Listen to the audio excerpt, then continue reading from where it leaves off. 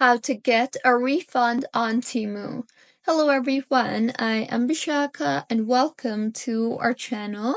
Now let's get right into the tutorial. Firstly, go ahead and open your Temu application and make sure you are signed in, and if not, then go ahead and sign yourself in. Now tap on the U option on the bottom center of your screen and navigate to the Your Orders section and select the items you wish to return.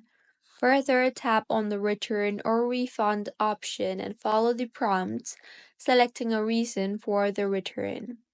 After submitting your return request, Temu will generate a return label.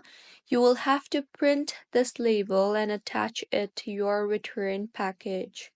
Further, drop off the package at the designated shipping courier as instructed by Temu, or you can also opt for the delivery option.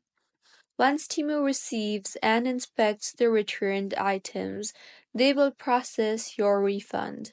So, this is how you can get a refund on Temu. If you find this tutorial helpful, please like the video and do comment if you have any queries. Also, do subscribe to our channel for more helpful tutorials like this. See you on the next one.